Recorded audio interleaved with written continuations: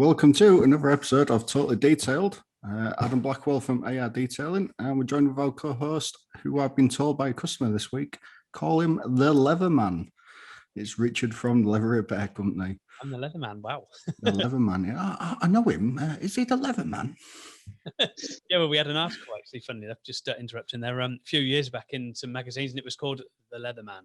Hey, So, yeah, there we go. yeah, quite good. And we're joined by a very special guest, as always, and it's Matt from Dark Horse Detailing over in Liverpool. Hello, guys. Hi, Matt. Yeah, thanks for having us. Pleasure to be here. And yeah, let's get stuck in. Yeah, good stuff. So Matt came on our radar. We recently had a visit from Adrian from Gtechniq, chatting away, and he said, if there's anyone you need to get on the podcast, it's Matt. I got straight on Instagram, looked him up, saw the many videos that you're doing, and thought energy and everything was perfect. So it's quite intense. Yeah, it gets up there, doesn't it? yeah. No, it's definitely. We're going to talk about your videos because there's something quite interesting that I'm really into at the moment. These short, quick walk around videos. They seem to be the way forward at the moment. I think so, mate. Yeah, I think it seems to be what's working. You know what I mean? No, brilliant. So we'd like to start all these off just trying to get like a little bit of background about yourself. What made you get into detailing? I've always had nice cars. You know, from an early age, I was always into my cars. I took a loan out when I was about 18 and started buying some nice cars. And then maintenance, you know, families always had cars. And the big kick was my father-in-law he's a Bentley man. He's got some nice stuff. And I pushed him towards, it wasn't at the time, but is now one of our competitors. Go and have your car detailed, go and get ceramic coated, blah, blah, blah. And it came back and I thought, I could do better than that, or could have done that. And yeah, the rest is history. That was kind of it. That was the bug. And we got running at that point. Yeah. When was this? Sorry. Oh gosh, that was probably about 10 years ago. Okay. Yeah. But, yeah, we're 6 years deep as a company. Yeah, it's all good. Yeah, I was bouncing through some nice cars. I'm a Jap man, so I had some Nissans, Subarus, that sort of stuff. Always looked after them, always made them look nice. Never lost any money, you know, touch wood. On to the next one. Kind of fell into then trading. I thought, I can do this. I want to be a trader. I can't be a trader, I'm too honest. You know, you've got to be on some levels a little bit, you know, just send it and go. We moved into it's not the studio we're in now, but it was on the same site, and started doing a bit of buying and selling. And there's all sorts on there. It's a very automotive heavy site. So we've got mechanics, welders, paint shop, all that sort of stuff. And I was doing, without sounding big-headed, that good of a job cleaning the cars up and prepping them for sale that I started getting work from the lads on the site. And that's really how it took off. Yeah. Oh, brilliant. It is worth something, who you're surrounded with. Like, I'm next door to a wheel refurbishment shop. The amount of work we pass to each other. Straight away, it's massive, isn't it? Yeah. Yeah, I just wish we had a little bit more, because where we are, it's more industrial than anything. Yeah, it's funny though. It's a funny balance, especially having with the body shop behind. You know how we work. We obviously bounce work off each other, and then kind of, I don't want to say seeing standards from each other, but it's funny to see how they look at me sometimes, and how I look at them sometimes. And yeah, it's all fun. It's all part of the relationship. But yeah, it's good, mate. A body shop version of machine polishing is not ours. Oh, it's special, isn't it? It's a sore subject as well. Yeah, they don't like it, do they? Yeah, I was thinking that body shop and how they mop it and how you polish it. Definitely. It's funny. So they will, you know, to put it bluntly, they'll be much more brave chasing marks, chasing scratches, chasing it, because if they go through, if they make a mess, they can sort it out. Yeah. But then the finishing isn't even in the conversation. You know, it's not the same. Yeah. So it, you know, works well for each other. You know. We had that with a car we did, and the guy was a brand new car, got from BMW from London, from the only showroom in London that BMW themselves have, Park Lane, I think it is, and there's a local guy up here. And when he was picking the car up, they were actually they dropped the machine polisher on the bonnet. And I'm like, why are they machine polishing a brand new car? Because they shouldn't be. I told you not to let them touch it. And he's like, I was stood there literally watching them do it. And when it came up to me, I'm looking at the car to get it corrected. And some of the things I'm thinking, they're just not going to come out. Yeah. It's far too deep to come out. And he's like, well, he took it to the body shop. And in the end, they agreed to respray it. And I think the bonnet the bumper they were going to respray, the bonnet they weren't going to, and he said they're going to just machine it all. And I'm thinking, nah. Yeah. I know when that came back, they'd definitely gone through. It's going to be special. Yeah. Yeah, they'd just literally just ripped through it with a machine polisher and just they'd just gone through and they'd painted it. I could just tell they have. And this car had like 55 miles on the clock. It's soul destroying, isn't it? It's hard to watch. And I said to the guy, this is a brand new car that you've bought, M4 or whatever it is. I would send it back and tell him that's not a brand new car now. It's a second-hand car, for Christ's sake. There's totally devalued because you just had it, the bonnet painted and the front bumper and the wing painted, I think it was in the end. We're going through exactly this now with a customer with a Model 3 Performance. And I'm a Tesla man, and I don't want to sound talking bad about Tesla. I know they have quality, blah, blah, blah. But the paint wasn't good to begin with. By the time he managed to get it back in with them, he'd put some miles on it, was covered in general fallout tar, all that sort of stuff. And I said to him, don't let them touch it. They're not going to decon it. They're not going to do it. They're just going to rag over it with the machine. Yeah. And long story short, after loads of rubbish back and forth, they strike through in multiple places. And now he's waiting for paint. And it's just like, oh my God, what a disaster. Yeah. On a brand new car.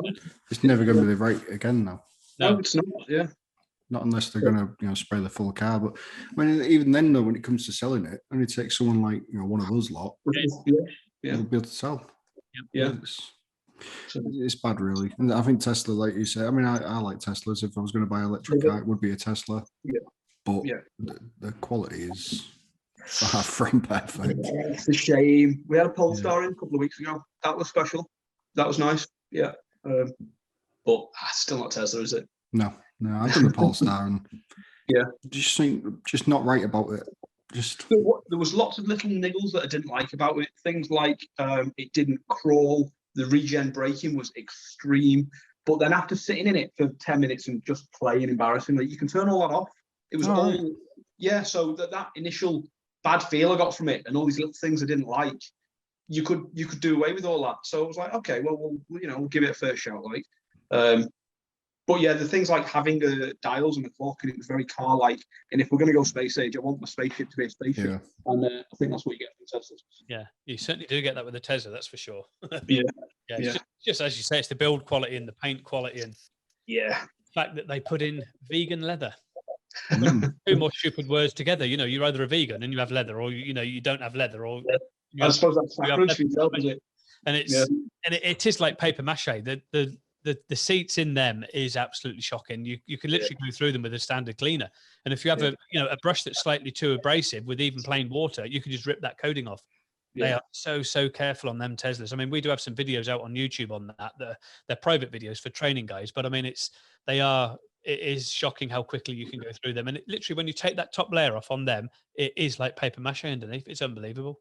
It's crazy, isn't it?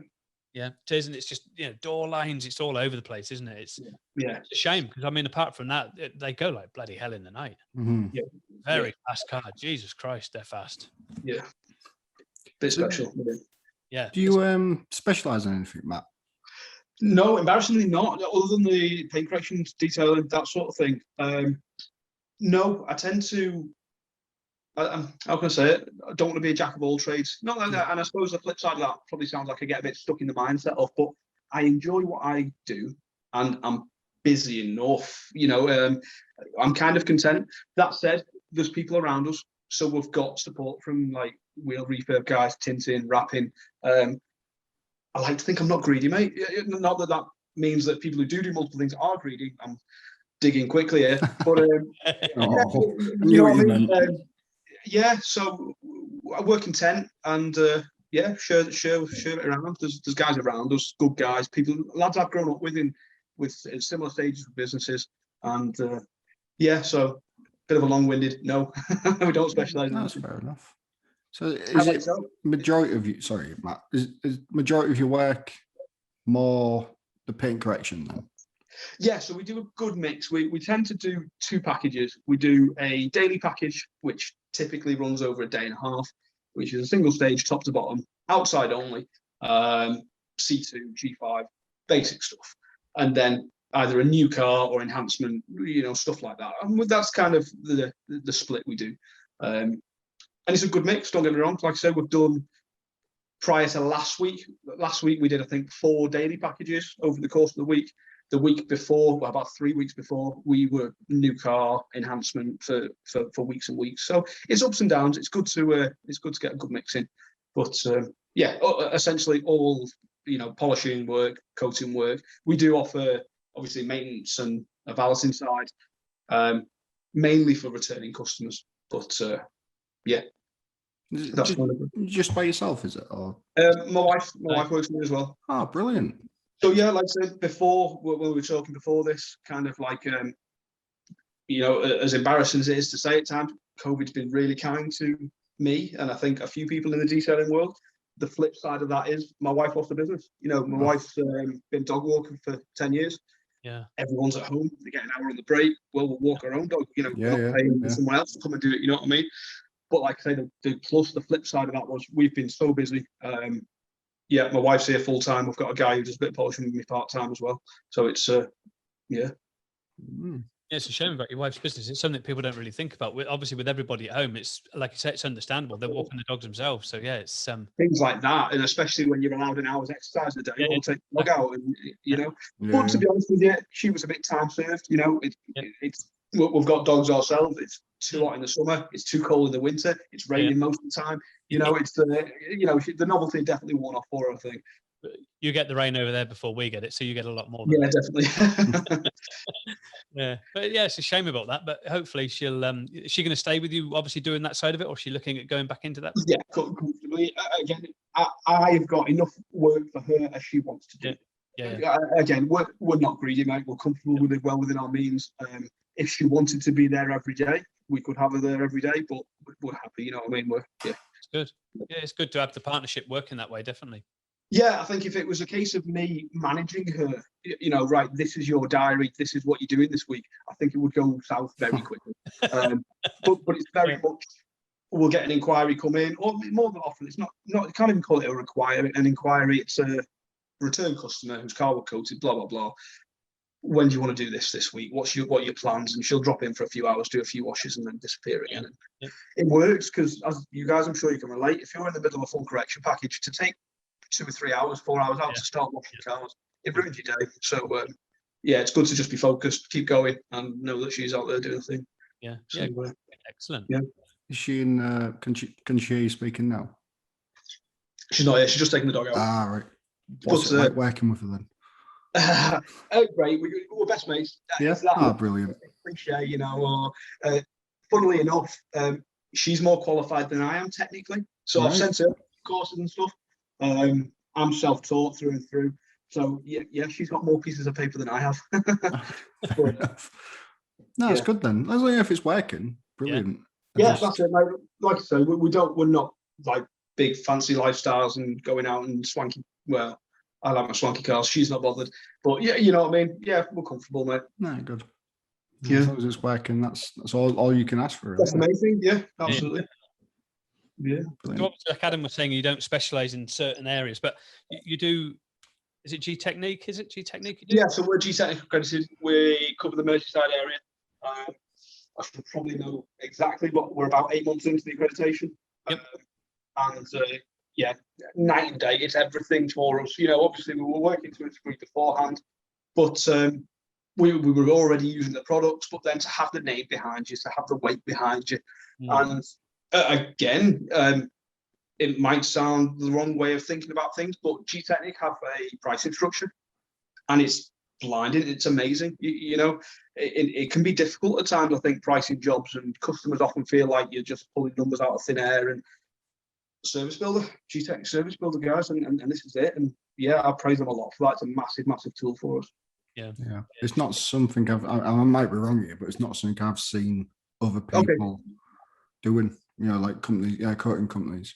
As far as I'm aware, because I talk to, I'm sure we'll get onto it, but generally I find the whole industry to be toxic, doesn't cover it. But there's a couple of guys I'm close with, mainly down south, who are accredited with other people. And yeah, when I tell them about the service builder, it blows them away. And it seems so simple for me. It's clearly just an algorithm and pre-programmed, you know, parameters. I don't know why everyone doesn't do something like that.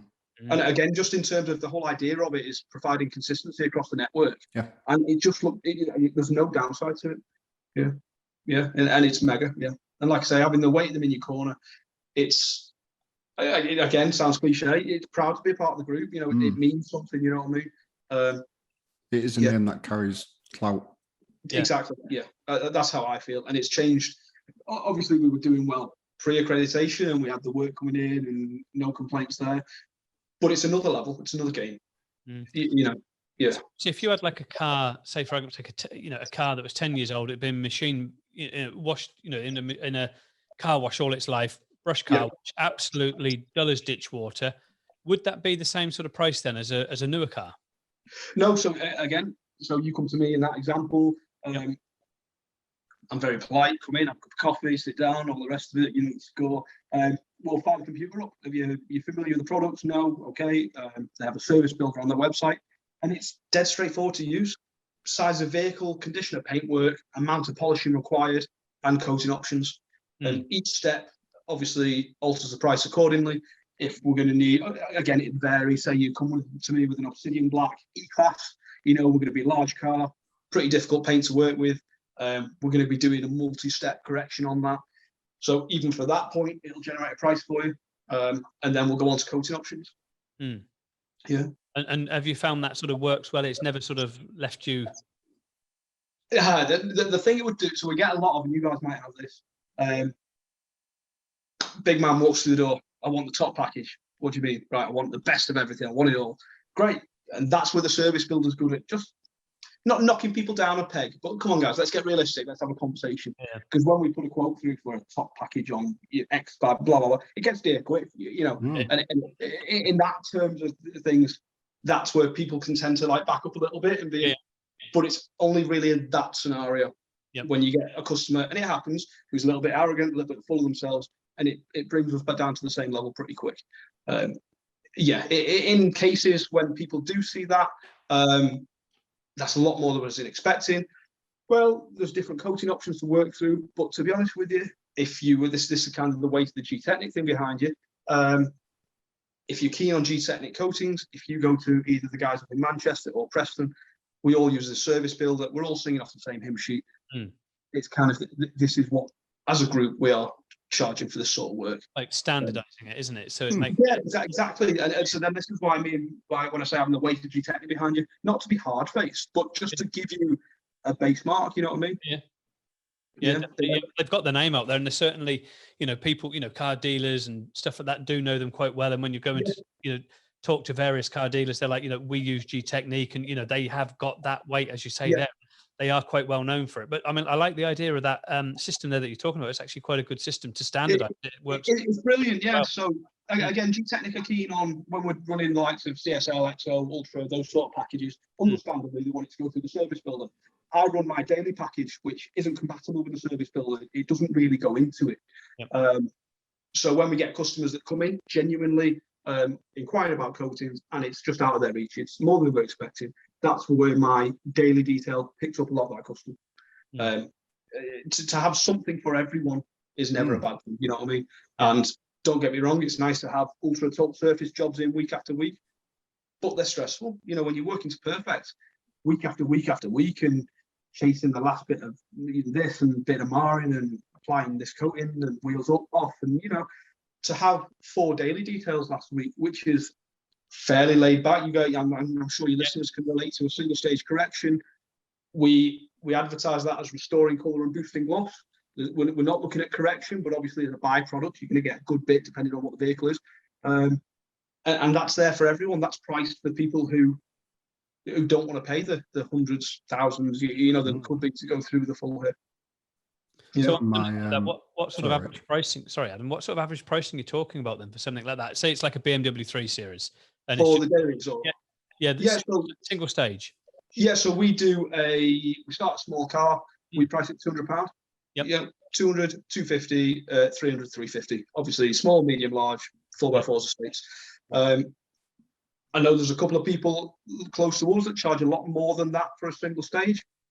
I'm dead straight, guys. The majority of our earnings is in the full packages, but that's not to say that this shouldn't be offered.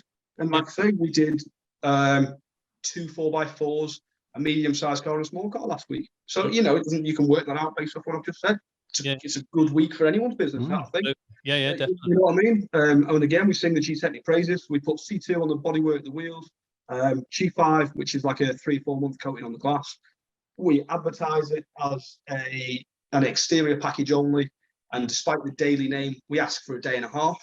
Takes the pressure off. So you're doing a single stage, so it's idiot proof anyway. You know, in terms of strike throughs and any sort of worrying. The coatings we're applying is fairly straightforward. Rather than ramming it in a day, we do it over 2.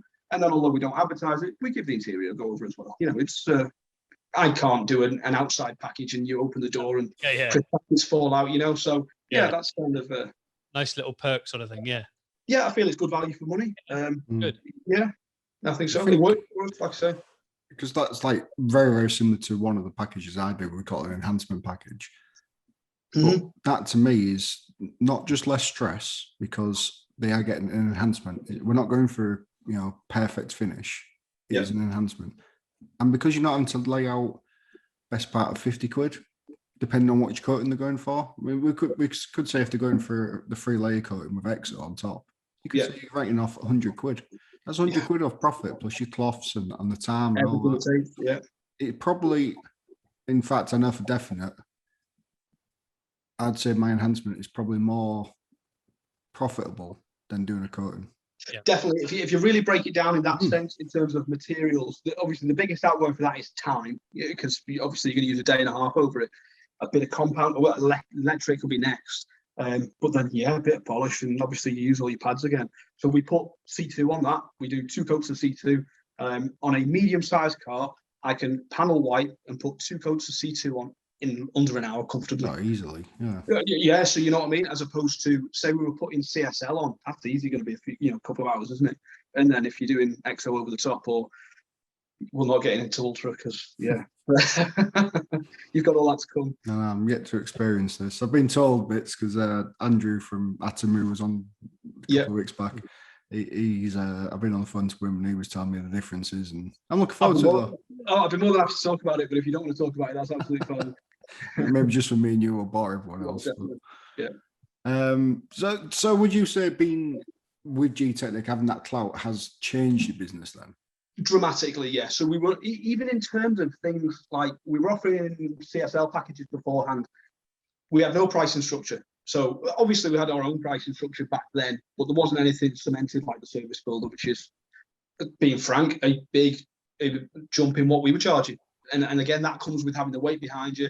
I see it as, it's not my product I'm offering anymore. It's Gtechniq's with the guarantee and everything that comes with that. So that's where the price increase is.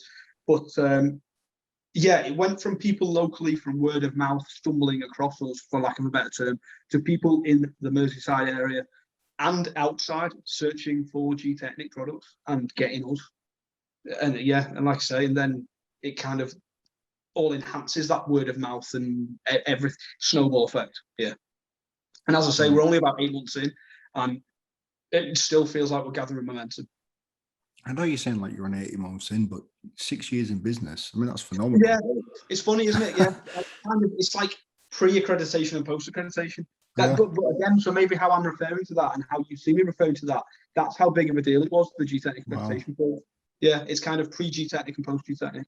Yeah, I can see, but like just by how excited you are when you're talking about it, what it means to you.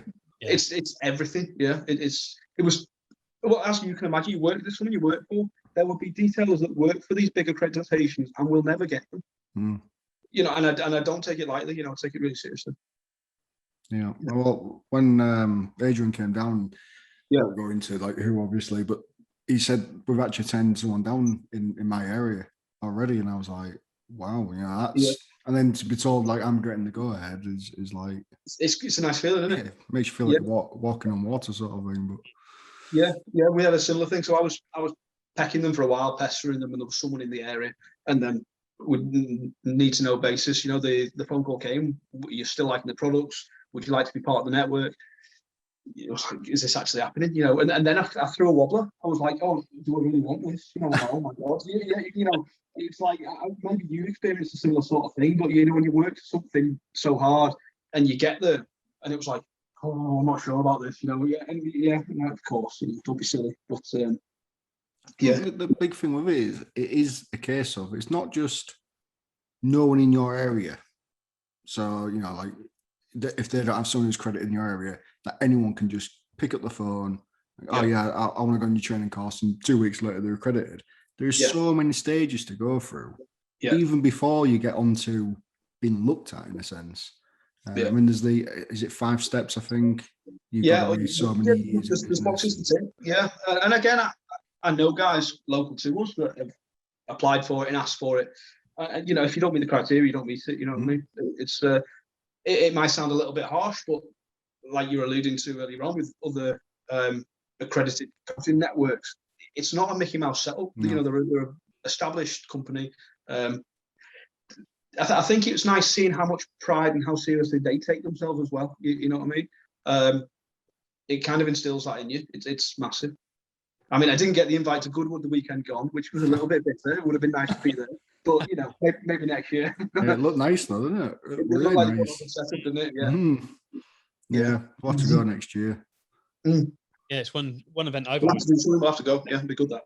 Yeah, it's one event I've always wanted to do. It'd be good to go. Yeah, the in-laws go every year. Oh, they didn't go this year as it happened, but yeah, it's definitely on the to-do list. So sorry, we're cutting each other off. That's all right. I can say you mentioned the 5-step process with the Gtechnique accreditation before you sort of get anywhere. How long does that take? It's kind of things that you can accumulate and acquire without really thinking about it. Okay. And kind of, so we did a big reset at the start of last year, middle of last year, in a full studio rip out, started again from scratch.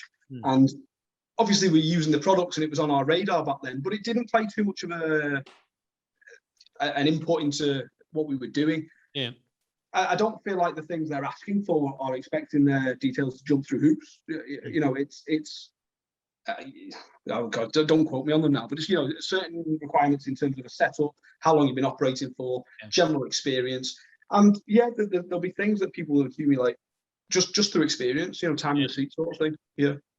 Yeah, that's good. Yeah, because I mean, it's like it cuts out, like, you know, we were talking earlier about other accreditation people, and it's like, you know, with Adam with his experiences and stuff like that, and other people that we know have had experiences, and it's obviously making that more professional, isn't it? It's almost a bit like other sort of like other organizations where you've got to go through certain levels to get to be a member of, sort of thing. So yeah, it's a really good system.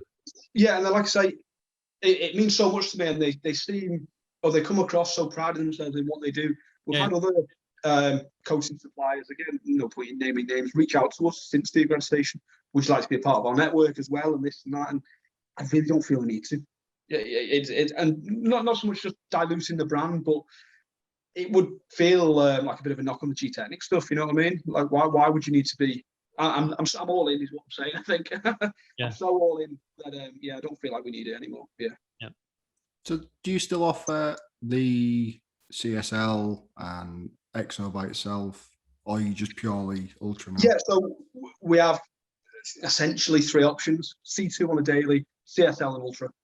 Okay. I think for what it's worth, I think comparing XO as a standalone to CSL and Ultra, not in the conversation. Yep. And then from a application point of view, you've got to do 2 counts of it. Yep. I know it's easier to put it on, but you know, sod going around it twice. When CSL perform better, and I can put 1 coat of it, and like I say, I'm just speed over this. And these when I came into using G10 products, that is my exact fault. For £5 difference, I think it is on trade. Yeah, why on earth? It didn't make sense. But I've not had anyone push it yet. But I don't know what you'd have to do to get me to do it. Even if then, I'd probably just throw in. I'd say, well, never mind that. I'll just do this. Yeah, I probably shouldn't say that. Otherwise, everyone will be going after it. So, you know what I mean? Yeah, it's a hotline to the White House tomorrow with your phone ringing. We all want that, please. Yeah, just like nothing else. You said you were going to do it. Don't forget that free interior as well. Yeah. I know. Yeah, I'm giving away all the secrets here. Engine bay, underneath chassis, wheels off, the whole lot. Yeah, you can buy the end of it, Rich. We'll get this for free. Yeah, I know. I'm going to be booked by the end of the week. I'll bring my car over. You can do it for me for free. That's absolutely fantastic. It'd be great. Going for fuel next. Yeah. I might as well. Yeah, full tank of fuel with every detail. You said it now. It's abandoned. I think mine's about 140 quid to fill it up, so that'd be grand. Yeah, every week I'm banging fuel in mine. Yeah. What are you driving, Matt? I've got 370Z. I'm a Nissan man. Oh, right, nice. I had a 50 years ago, and I wanted a 50 again. And as you can imagine, it had to be black with the orange interior, this spec, HR, end of run, blah, blah, blah. Couldn't find one. I was too picky. And there was a 70 about 40 minutes away. I was like, let's just go and have a look. And as soon as we pulled up, it was sitting there squatting wide. And I'm like, this isn't good, this. And he started it, and I'm like, oh, God. So bought it, and it's up for sale. So, yeah, I'm a few months into it. So again, this stems back to the original, starting off, buying, selling, and I just don't get attached to cars, mate. And we had a funny conversation with a guy. So there's a guy down south who we talk to a lot, and it's funny to see the demographic because we're poor up north, aren't we? So he's dealing with Ferraris and all this sort of stuff down south, and we're dealing with M this and RS this, and all these sort of things. So the problem he has is he can't afford any of the cars he's working on, and the problem I have is, to a degree, we can. So I'm swapping and changing like no tomorrow. It's a nightmare. So the 70 is up for sale. I'm in the process of importing a Nissan Elgrand, a 7-seater family bus. There's only me and the dog. Don't need one. Yeah. But we detailed one. We put Ultra on one a couple of weeks back. Blew us both away. Amazing bit of kit. So awesome. Yeah. Oh, it's just like electric opening doors on the button, armchairs throughout, and then again, without asking for a symphony, we, as you can imagine, after a long day detailing, comfortably 12 hours plus, when I get in the Nissan and it's got a straight through, and you've got BT coilovers, and you're driving over and you're shattered and your ears are bleeding and you're bouncing along, I'm done. I think I'm done with fast cars altogether. I think just give me a big comfy bus. Have you been to Jap Tech much, or you know that? No. That's an amazing show. It's Jap Tech. It's Santa Pod. So John Stugles used to run it. Yeah, I mean, he still does. But I mean, that's an amazing show. I've been to there quite a fair few times. Really, it tends to be. So I typically have a Monday, Tuesday off, and I have done forever. And all these shows are the weekend. Yeah. And I don't want to think I'm a little bit tight, but for me to take time away from earning to go and enjoy myself, I struggle with that. I'd be there thoroughly miserable, thinking I could be back doing something. Yeah. So, but then that goes across the board. I haven't been to a proper car show for years because of that, and I just can't. I struggle to shake that. It is hard. It's tough. We're always there mainly as traders, so we never get to look around anyway. But and then I bought a car, and I'm like, I'm going to go to car shows with it, and I've been to one, and I've never been to another one in well, that's it. You say next year's the year. Yeah, and then COVID hits, and 2 years out of the game. You know what I mean? And, next year maybe. And that's what we keep saying. We'll go to a car show next year, and then it's like, we'll actually go as a trader instead, and it's like, okay, the car has to stay at home, so you never get there. It's just you're always there as a trader and never get to enjoy it as someone going around. But things.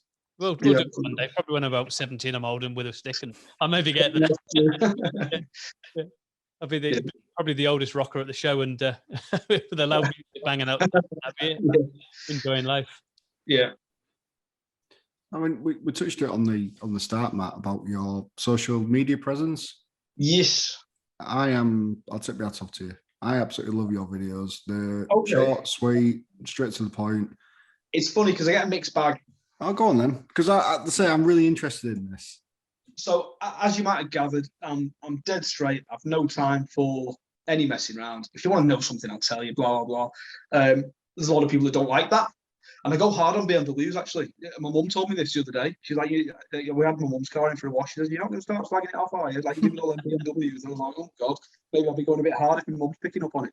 But the whole ethos is, first of all, a face behind the brand. So it's one thing putting out shiny cars.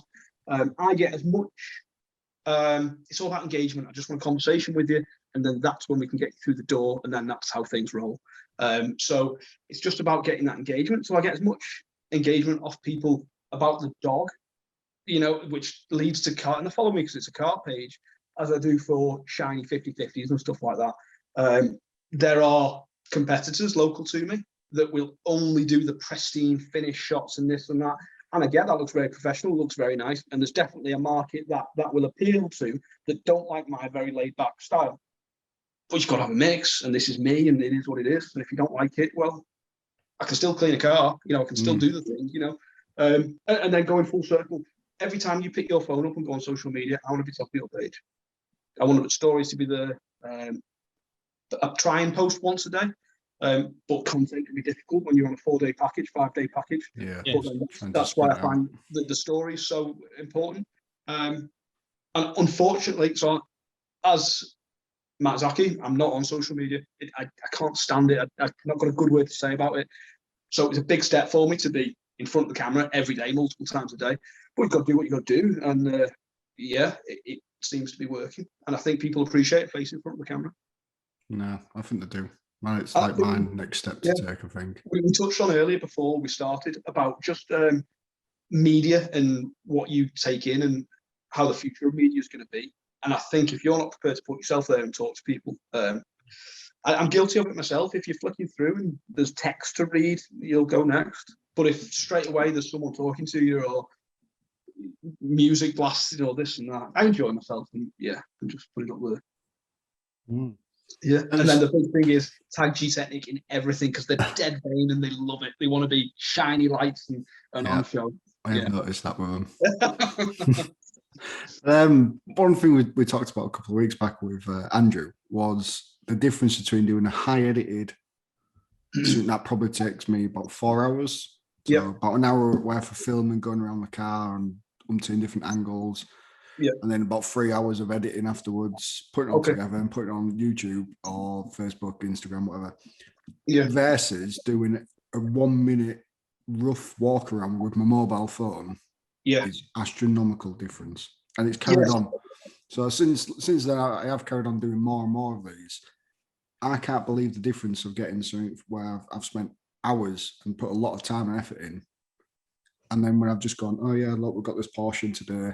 It's got bird etching on the side of it. Job done. It's unbelievable. And that is what I really like about yours, is they are these, probably organic, probably would be the right word, maybe. Yeah. It is just, there's no smoke and mirrors. Maybe that's the it doesn't need to be all glamour and glitz, you know what I mean? And there's some rubbish days of being a detailer, and it's not all fancy this and that. Don't get me wrong, but when I finish the job and I do my photo set, my final go around, we've got a camera for that, and we've got the nice lights funnel, and we can make things half decent. But I do it all myself, and I don't know the first thing about cameras. Everything's automatic. I don't do technology first retail I've ever done, so the whole phone thing. I was new to social media, so I do Instagram mainly. I can't stand Facebook, but my Instagram's linked to my Facebook, and generally it works. I'm really I don't know how YouTube works. I don't watch YouTube, but I've got a YouTube channel now, and I will do a couple of just basic shots around the car. I've got a bit of software I can chop them and edit them together myself. And you know what I mean? You can go nuts with it, like you say. I could be 4 hours deep into editing like yourself. It's not me, Yeah, I don't know. I don't know how you do it. I don't know how you have the time for it. It's just crazy. But it's I do what I do, and like I say, there's people around me that do much better edited side of things. But like I said, you can pay to be different. I think it stands out. People enjoy it, and it's not what you do it for, but just striking that conversation, and just touching base with someone, and that's everything. You just need, from the business sense, you just need that in, don't you? Have you tried doing big edited? I wouldn't know where to start. I've literally, I use my phone for all the videos. Getting a selfie stick was a big deal and a game changer for me. Like I can record things from a distance. I'm just like, not a technophobe by any means, but I don't have the patience, to be honest with you. It sounds stupid because we'll spend days polishing a car. I just don't do tech. Yeah. No, I know what you mean. Is it as hard as I imagine it to be? Probably. Yeah. So that's there you go. You know what I mean? We do a lot of videos, but I just can't do the technical side of it with the editing. it's straight over my head. It's just I don't know where to begin. It's you've either got it or you haven't. Adam is able to do it to a certain degree, I would say, with the podcast and stuff, but I just don't even know where to begin. He told me there was a package I could get with, one of the software things. I got it and I looked at it and I'm like, Adam, just keep doing the videos. Just great. Yeah. Great job. I don't know where to begin. I've looked at it. I just haven't got a clue. No, like I said, I'll do my photo set and then I'll do a few videos around the car. And I've got all sorts on my phone that if I sat down and spent a couple of hours, I could knock a few videos together. I don't enjoy doing it. And then once I come home, I don't want to do work. A big thing for women was just leaving my diary at work, and any inquiries out of time, I'll deal with it tomorrow. That was a big deal for me. We obviously talk to people about that as well. So when it comes around to the social media side of things, do you, obviously people messaging all sorts of hours, days, nights, weekends, obviously we know you work weekends, but on like your Monday, Tuesday days off and stuff like that, and out of hours, do you respond to those, or just say, right, it's out of hours, I'm going to deal with it tomorrow? Within reason. Yeah. I don't want to be on my phone, but then equally, like last couple of days, we've been out with the dog, sun's been nice, so I'm posting little bits about the dog, and you get reactions off from people you wouldn't expect, and it starts a conversation. But generally, if you message me at 10:30 on a Monday night, I think that's pretty unreasonable. So I'll wait until 5 o'clock Wednesday morning when I'm getting up for work, and I'll message you back then. I'll play games like that. So it depends who it is. Again, listen, we've all got those customers where if they say jump, you're going to go down there now and they're going to clean your car for you. But generally, no, I try not to. Yeah, it's quite funny you say that, Matt, because I had a phone call last week, I think it was 7:30 in the morning. Yeah, and Rich, you'll be happy with me because I didn't answer it. I'm slowly getting there with this not being on call 24/7. Yeah. And I didn't answer it, and it left a voicemail, and it was like for odor removal. And I haven't phoned you back. At 7:30 in the morning, it's like... It's a respect thing, I think. Yeah, I think that was the thing that got me, was who would answer the phone? Yeah. Why would you call at that time? And if I answered the phone and you asked me for that, it wouldn't go down well. Yeah, exactly. It's just... You know what I mean? We would end up losing the business there. Not that business from them. I don't think I'll be polite enough. Yeah. Like, what in the... are you doing, We've had it with clients where they're ringing up at like 11:30 at night.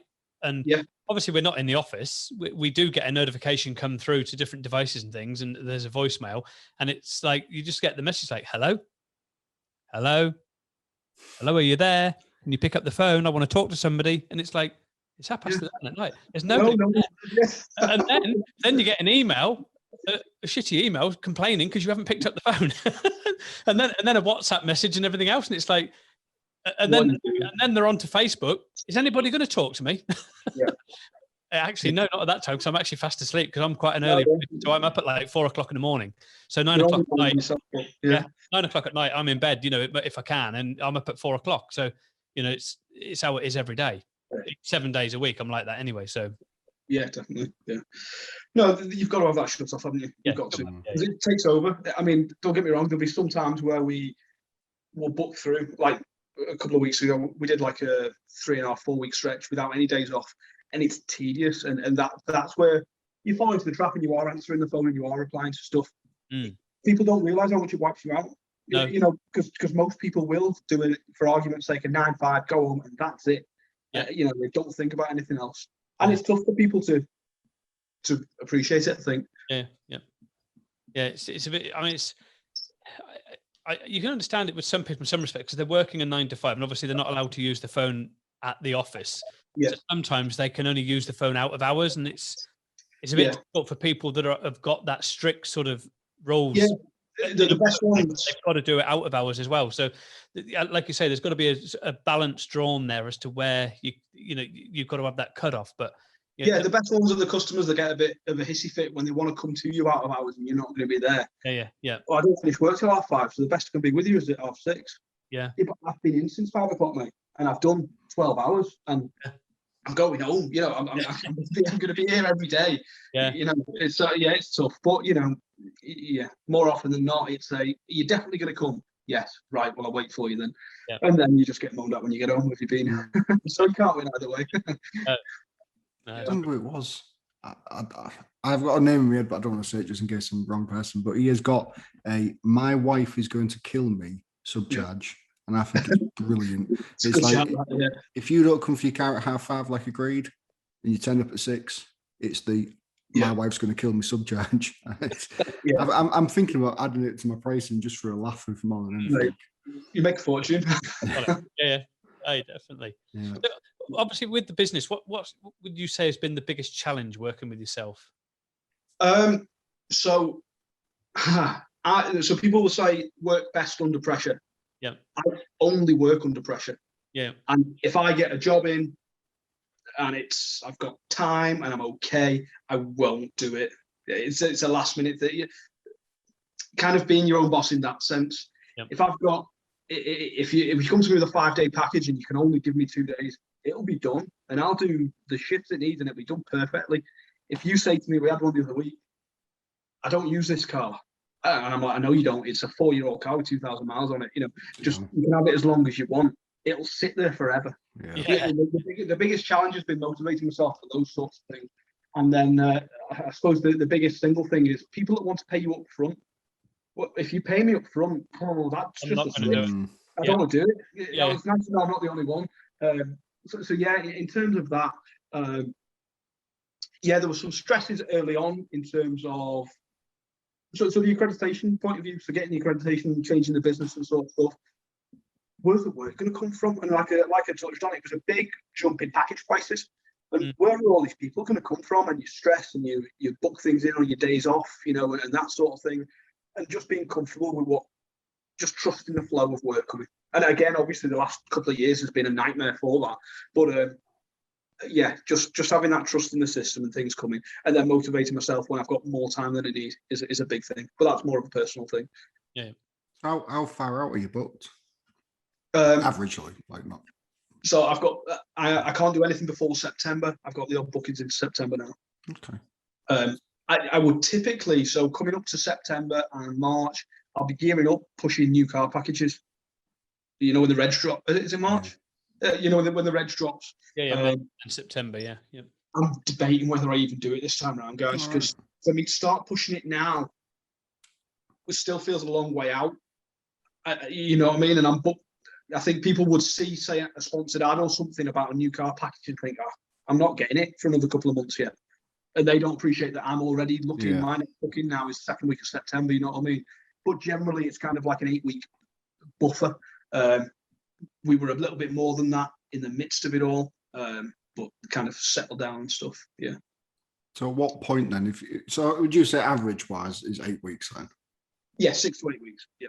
I don't think I've been less than 6 weeks.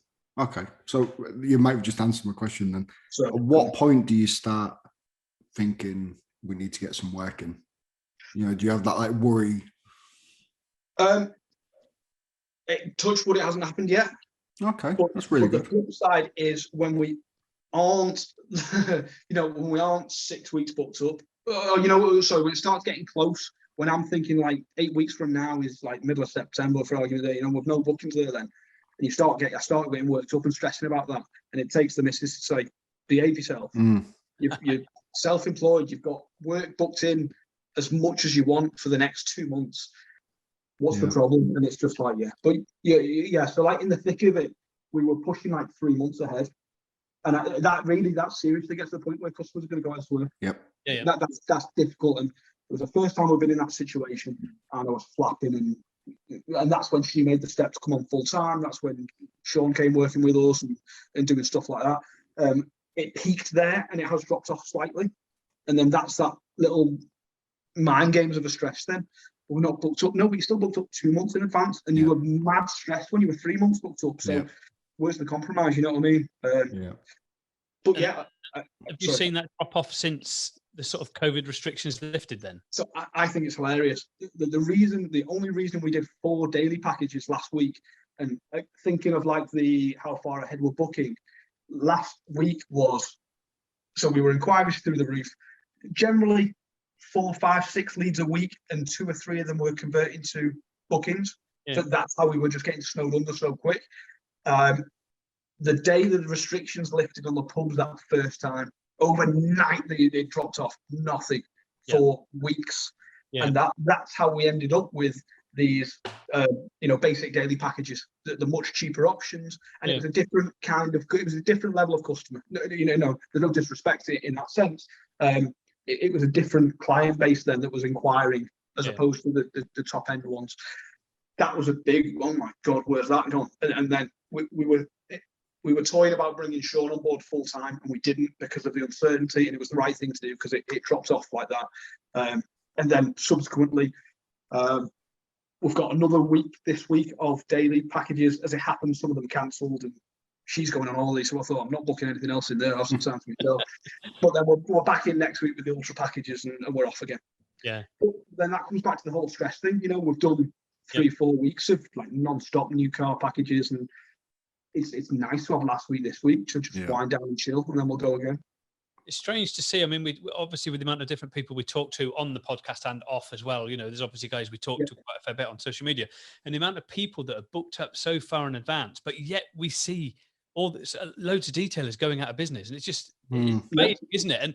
And it's like, you're there, and it's like to the point where, I mean, like when we had our detailing business years ago, we were like 8 and 12 weeks in advance, and we were losing customers because we just couldn't get them done quick enough, even with 3 vehicles on the road, because we were mobile. And adverse effect to it. So obviously you're losing customers because they can't obviously get cars booked in. So you have that side of it as well. Obviously that's where we were sort of going on from there. And it was like, obviously, obviously with the member of staff that you've got working part-time, is that something that you're going to look at going full-time within the future if it obviously picks up again?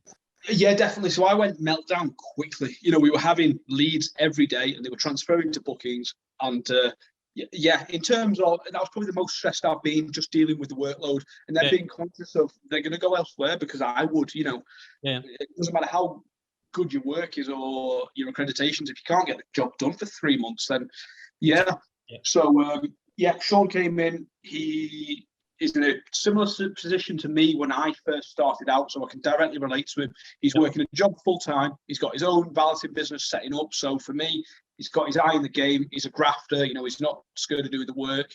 And he was keen to come on board and help out.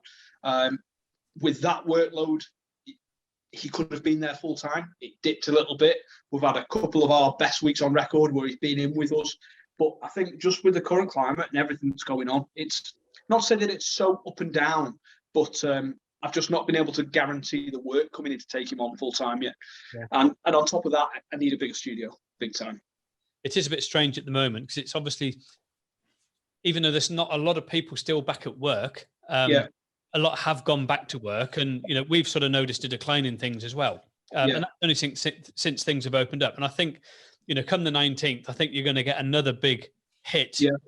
It's so all over the place, isn't it? And don't get me wrong, it's great being booked up. Absolutely. And maybe this is just the doubt creeping in, but you just don't know what's going to happen over the next couple of months. You don't, and I think there are some people that have potentially invested quite heavily that might get a shock on the 19th, and they're going to start trying to and I think when they start trying to backpedal so fast, that's when it's going to go wrong, and they've got to stay strong and just hold tight and just fight it through, and they'll come through the other side. Because I think, they're talking about recessions hitting during COVID. To be fair, I don't think the recession's really hit yet. I think come the 19th, that's when it's going to hit, because there's going to be no money spent whatsoever. It's going to literally all end. It's funny to see, like, as you touched on, other businesses going under, unfortunately, detailing valeting companies. And it's funny to be, again, without sounding arrogant, the position that we're in essentially made it, as most people would say, just thinking, Christ, if we can get through this Christmas, we'll be made up. If we can get through this next down period, then maybe we can relax and stuff. But that's where we are, and it looks great at the moment, but it's a fine balance between, in your head, what you think is myself just getting worked up over just general stress of running a business, but then trying to be realistic about the environment and what's going on. And I don't think anyone really knows. No, and I think the last thing we want is like 8 weeks of sunshine. Yeah. That's right. That I think detailers want it right now, because nobody's going to have cars dirty, So it's just, it's not a great, in some respects, it's a very risky business to be in, because you've either got it pouring with bloody rain, freezing cold, too hot, or it's too windy. So it's a very difficult business for anybody to be in. And I mean, I don't think people realize, the complexity and the difficulty of being a vehicle detailer, and the public don't realize that you are faced with that situation. I mean, especially guys that are mobile. It's all day. Every day they're on the line at people's livelihoods, and I don't think the public really understand that. When they ring up, it's like, oh, I'm just going to cancel today because the weather's a bit, it's raining, and it's funny. Like I'm literally, so I've got a job due tomorrow morning. Touch base with them. We're taking deposits. I can't get hold of them to confirm a drop-off time. That's a big thing as well, isn't it? No shows and stuff. Part of the gig, isn't it? Yeah. Quite a funny story for that happened today. Did it for yourself? I don't want to go too much into it because it's your episode, Matt, but really, really quickly, we did a car last week. the wheels have been done as well, the shop next door. It had to be ready for Wednesday because it was going to a classic car meet. Brilliant, sorted, Wednesday. Phones him, no answer. Phone, no answer. This is up to Friday. Yeah. Saturday shut down. Back in Monday, he's calling, the wheel shop's calling him again. No answer. You're stuck with the car line now, aren't you? We're stuck with a car, but it's a pain in the backside. I always say it's unpaid work when we're stuck with cars because we have to shuffle in and out and it causes a rate issue. Anyway, today, John, who owns the wheel shop, he got in touch with his missus off Facebook. So he found him on Facebook. He's then found his missus and phoned her and said, what's going on? We've got this car sat here, blah, blah. He's left and he's run off to Scotland. Oh, no. Oh my God. What the hell do we do? Oh, my God. Yeah, it's a bad one, that, isn't it? Oh my You're God. charging £50 a day storage. That's and what it I was said. agreed before. Yeah. So at the mate. moment, we don't know what we're doing. So I think that's... Have you got the space? Say again? Have you got the space? I know it's not ideal, but can you work around Yeah, it? most of the time, yeah. But It's just... a pain because there's two things that get my back up, and it's people who are late and they think that rocking up at lunchtime on the first day of a 4-day booking is acceptable. No. And it's not, because And, by that point I hate you. You know, I'm like, this is it. And I just and then the next one is customers that pick up late as well. Because I'm pretty slick. We don't have the luxury of being we can get a few cars in, but we have like one at work area. And you might have seen from the Instagram, we have a nice light tunnel. And I like to do the handovers back in that. You know, obviously it looks amazing when the customer picks up. So we have a guy that's supposed to pick up on the Monday. And by Wednesday morning, well, I'm sorry, your car's outside. Yeah. There's no two ways around it. No. And that's how it is. You know, you said you were going to come. You said you were in a rush for it. You're clearly not. And now, unfortunately, it's out there. And this oh no, I shouldn't say that. Never mind. It is horrible, though, isn't it? Having to push like that pristine car out, and the customer's not going to get that chance to see it. I think the chances of the customer seeing it are next to nil, and if they do fit, I'll deal with it. So the car's been sat outside for half a day at this point, and it's quite dusty, farmland. You know, so there's a nice layer of dust over it, and I've taken thousands of photos. Well, I've not, but you know what I mean. I've got all the nice photos in the tunnel, and the customer insists on taking some nice, clean photos outside. So what's the first thing he does after a full correction and ultra? He goes in his glove box, gets out the dirty old microfiber, and proceeds to just wipe the car down. And that's boom, 4 days worth of work. Well, essentially, you know, it depends how close you look, but yeah. That's actually part of one of my, when I text the customer saying your car's ready to pick up, a part of that text message now is do not touch the car when you come in, because it was happening too often. People go, oh, look how shiny it is. Right, you know who's the worst for it? Fingers, My dad's touching feely and he loves it. And they're not his cars. And he comes in and I have to tell him every time because he just wants to keep your bloody hands in your pocket.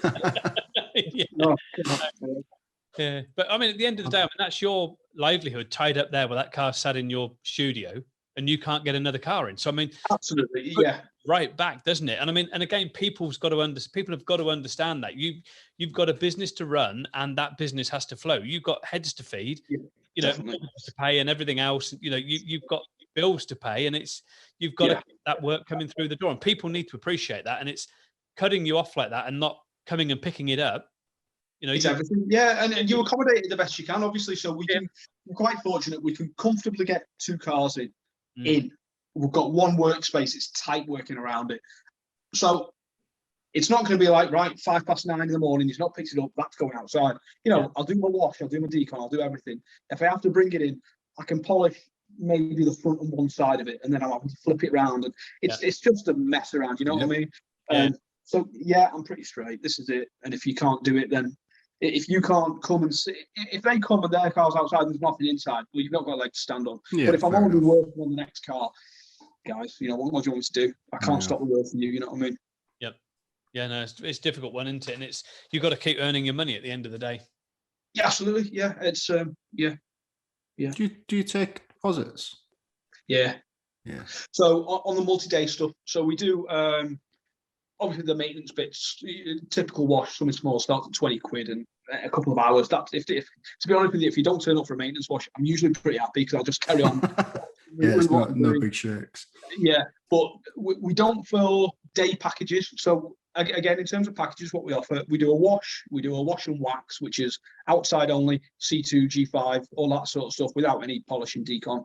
And then we do we call it a detail valet. So I don't mean to offend anyone. I don't do a bronze, silver, gold packages. No. For me, it's just a half-assed attempt to. If you can do it this good, why would you do it that good? But then that doesn't. Your markets, and it's fine. It's not what we're here for.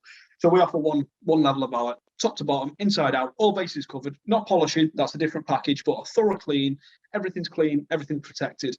And we ask for that for the full day, and we'll spend the full day on your car. So as you can imagine, for something big, it's a good chunk of money. But for a day package, I don't ask for a deposit. No, They don't often not turn up. And to be honest with you, since we've started taking deposits, so again, if you come to me with a large car, a couple of years old for ultra total surface, it's going to be the best part of $1,000 ballpark. I need a pretty hefty deposit on that. I'm going to book out 4 or 5 days worth of work. And I typically ask for 150 quid. Yeah, I know it's not too much for hefty, but it covers the materials. Doesn't cover lost 4 days of work, but it'll cover the Ultra, the C5, everything that's on the shelf. You know what I mean? Yeah. So that's funny. So that's what we touch on. So the job for tomorrow, he's paid a deposit, and I spoke to him last week. And I always touch base a few days before, and then touch base again the night before. Yep. Nothing. Total silence. So we'll see. I might be in with a week off here, which it'd be nice, I mean, obviously, I'm not working. I'll go in and do it, but a surprise week off. And unfortunately, at that point, you've lost your deposit. Yeah, no, it's just fair enough. That's what you're taking for, isn't it? Exactly. It's not a deposit if you just don't turn up and then carry the deposit over the next one. Yeah, I know what you're saying. Like I say, it's a big car. It's a daily package. It's a 300 quid job done over 2 days. So the £100 deposit I took for that doesn't cover it. I mean, no. I can laugh and joke about yourselves that I'm going to get 100 quid in my pocket for it. It's not about that at all. It's 2 days worth of work on there. Yeah. So, it's all this is going back to like people not picking cars up and stuff. Yep. You do all this planning. Yeah. And it is a nightmare, especially when you are busy and you've got to fit people in. It's crazy. And when you squeeze people in as well. And then it just takes one person, doesn't it, to... Yeah, that's a funny thing. So you'll have this to come, all being well, when once you hit the ground running and everything. So you'll get a new car package coming. So we had one a couple of weeks ago. It was a brand new 235i. Took delivery of the car, turned up at the studio. I want it detailing, new car package. And I can't say it's not a new car. It's a brand new car, 200 miles on it. If I can't get you in till September, it's not a new car. Well, you know what I mean? Say you wash it once a week for 8 weeks. That's a considerable chunk more work. So that's when you'll end up sucking it up and working every hour God sent, because it's just easier for you. The deal with it 2 months' time. So so then that goes full circle to thinking about do I even bother pushing for those new car packages in September now?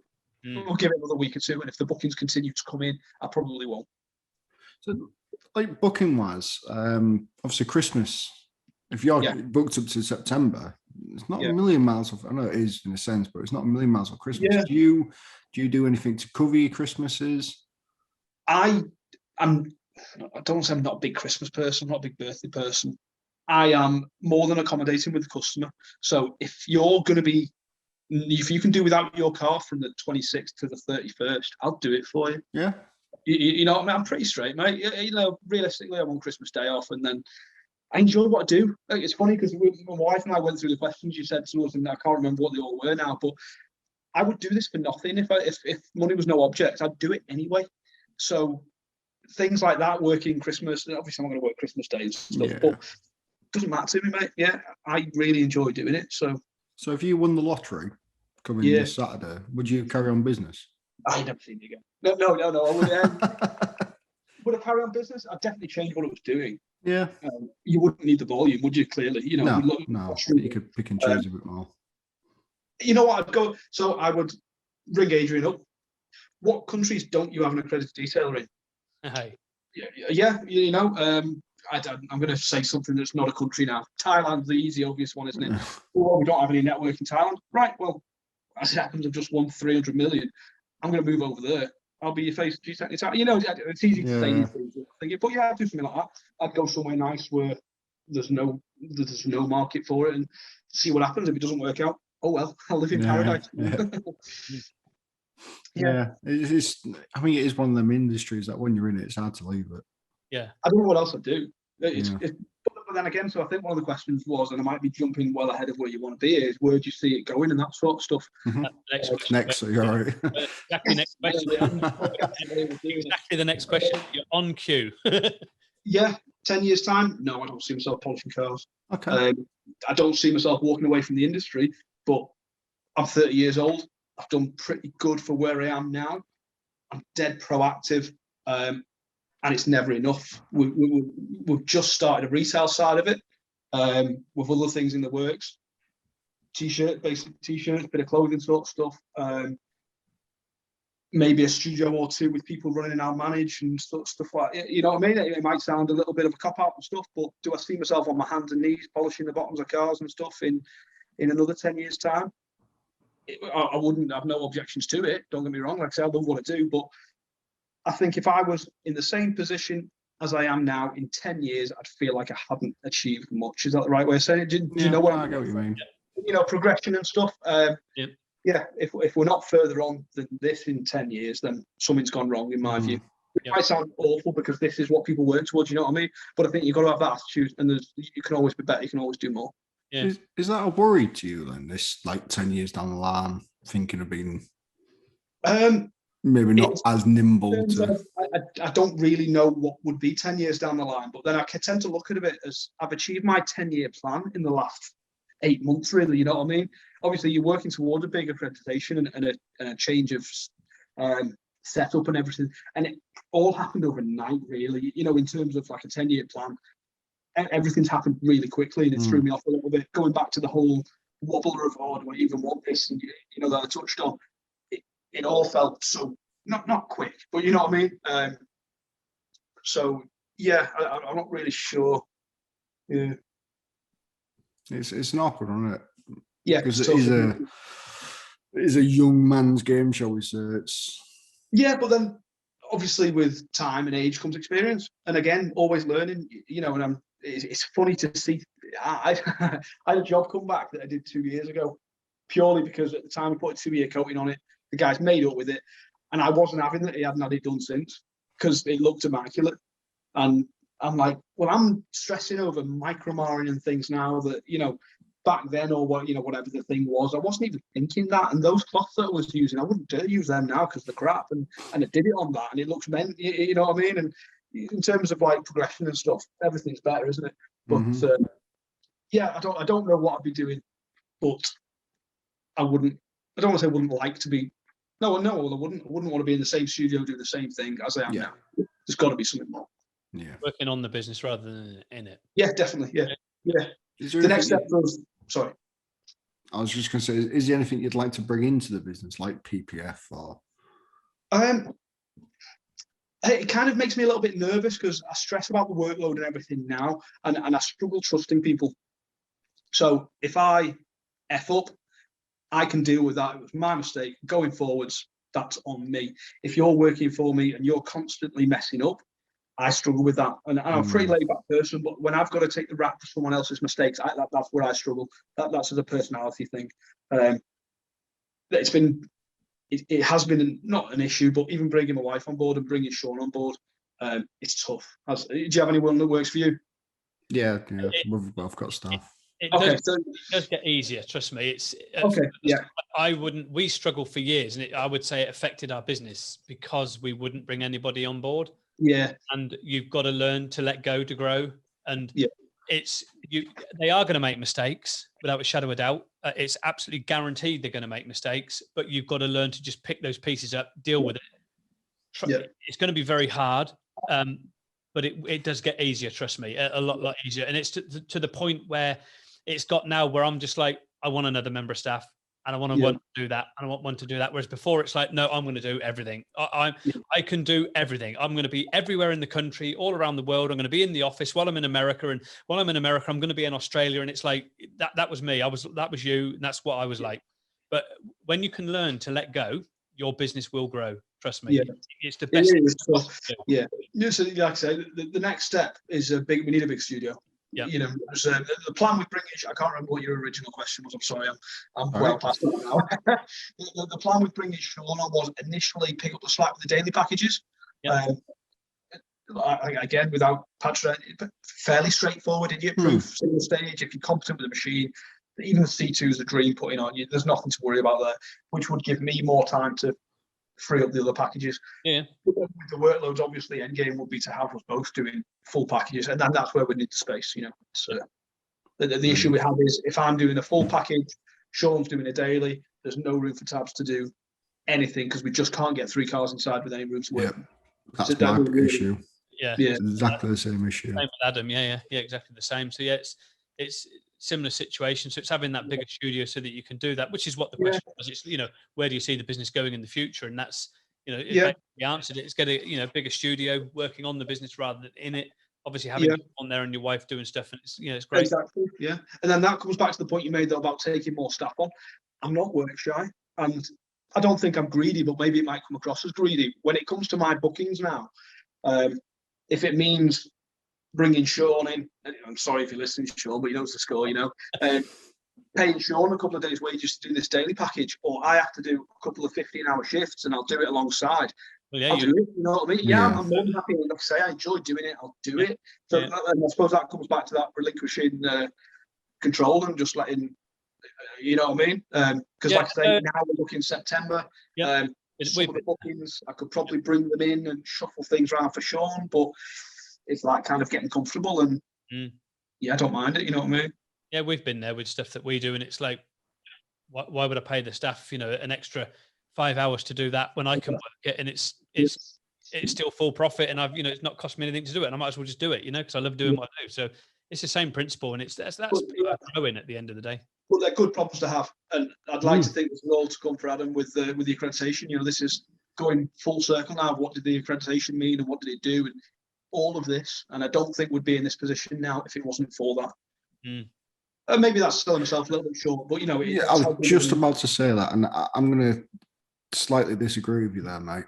Okay. Because part of it will be accreditation. It's give you that backing, but your passion for this is, and that's what comes across in your videos. Yeah.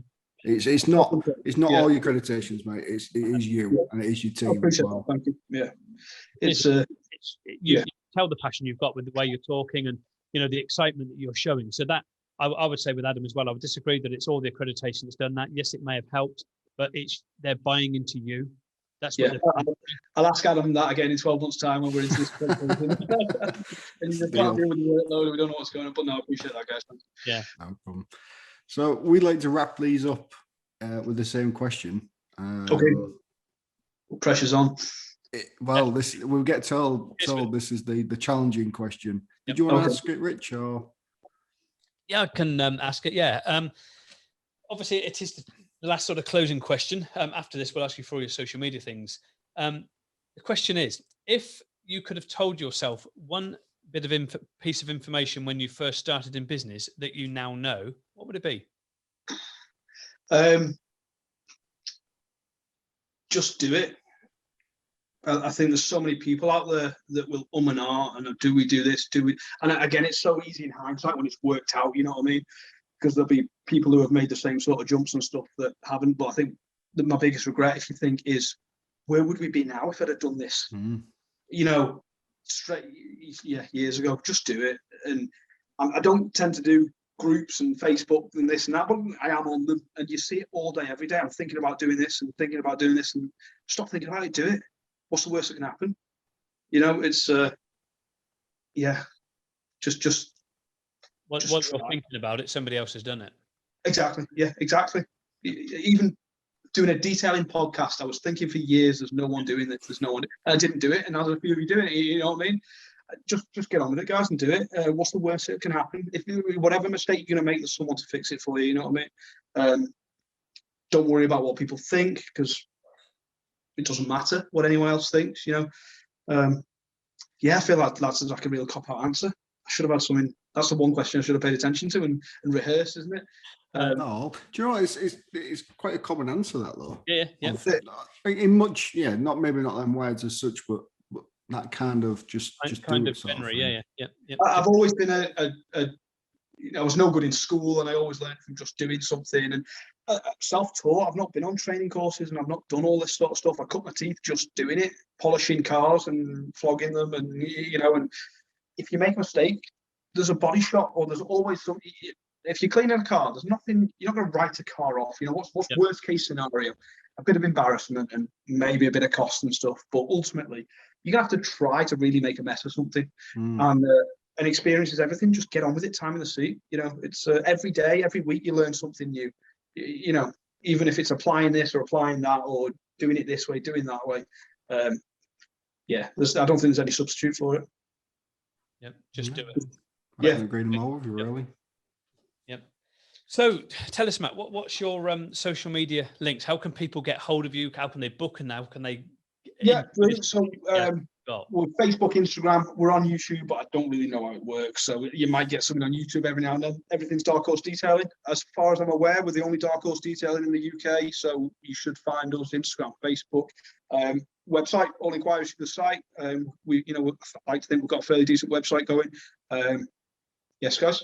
Yeah, let's give it a shout. And then I'm an open door policy. If there's anyone close and you're passing, come and have a look. You know, the industry I find so toxic. You guys might disagree, but generally you can't ask a question, you can't voice your opinion without being told you're wrong. I'm not fussed. Come and say hello, come and see what we're doing. Like I say, you can see the social media sort of thing. I'm not fussed. Come and have a look.